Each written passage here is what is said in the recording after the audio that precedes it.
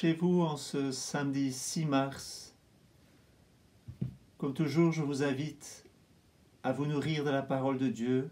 Je nous invite à nous nourrir de la parole de Dieu, et spécialement en ce temps de carême. L'homme ne vit pas seulement de pain, mais de toute parole qui sort de la bouche de Dieu.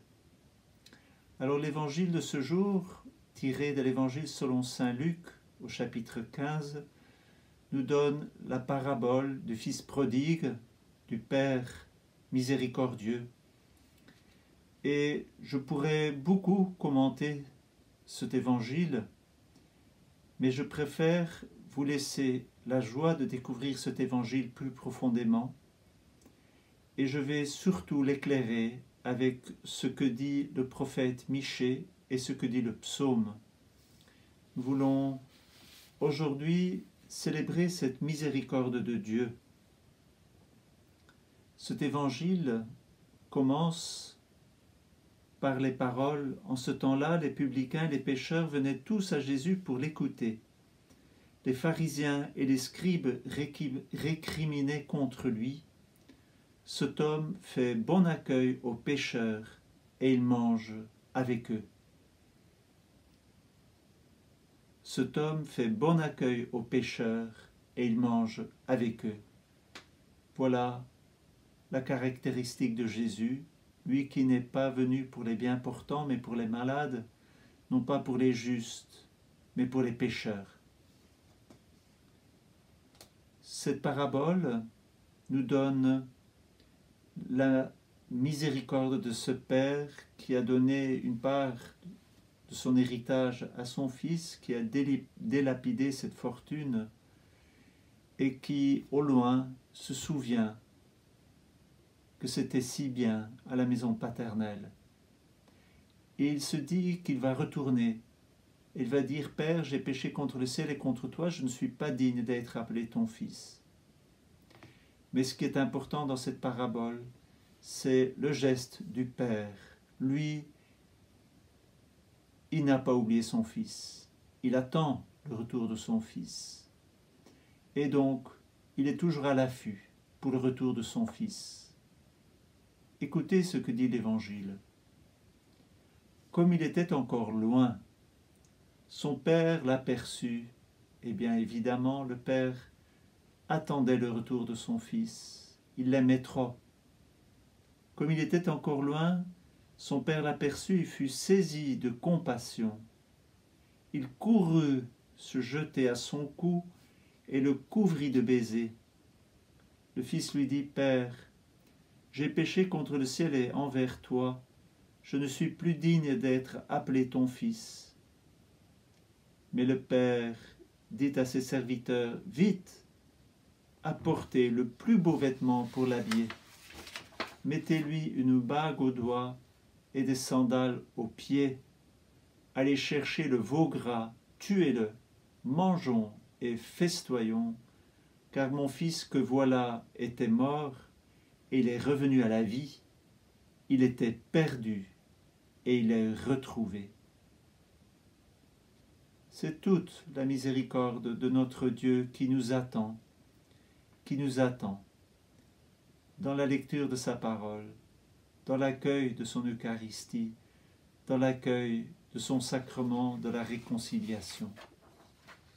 Je vous lis maintenant le prophète Michée et le psaume qui nous disent vraiment la miséricorde de Dieu, de ce Dieu qui se souvient de l'amour qu'il a envers ses enfants et qui, à l'encontre de celui qui se repent de ses péchés, de ses fautes, de ses manques, et qui revient vers son Père, Dieu est plein de tendresse.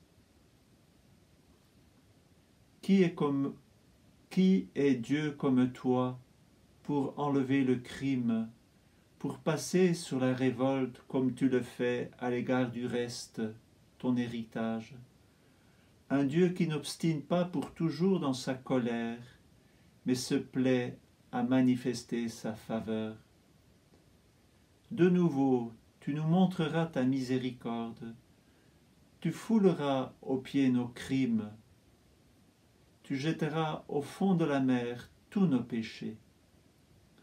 Ainsi tu accordes à Jacob ta fidélité, à Abraham ta faveur, comme tu l'as juré à nos pères depuis les jours d'autrefois.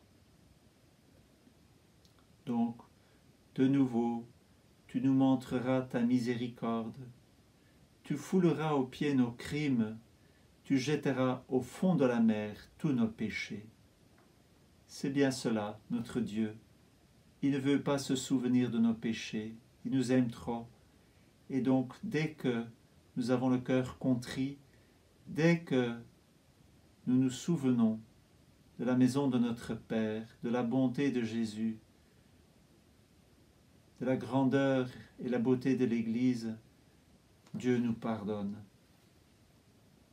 Et le psaume 102 nous dit « Car il pardonne toutes tes offenses et te guérit de toute maladie.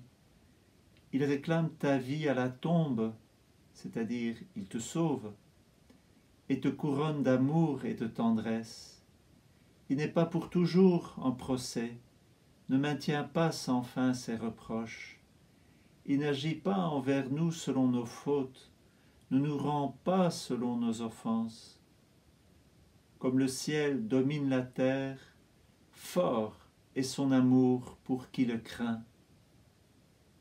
Aussi loin qu'est l'Orient de l'Occident, il met loin de nous nos péchés. » Alors célébrons la miséricorde de Dieu et relisons le texte de Michée, relisons ce psaume, relisons cet évangile, et si vous en voulez davantage, lisez tout le chapitre 15 de Luc, toutes ces paroles, toutes ces paraboles de la miséricorde. Frères et sœurs, chantons la miséricorde de Dieu, ne laissons plus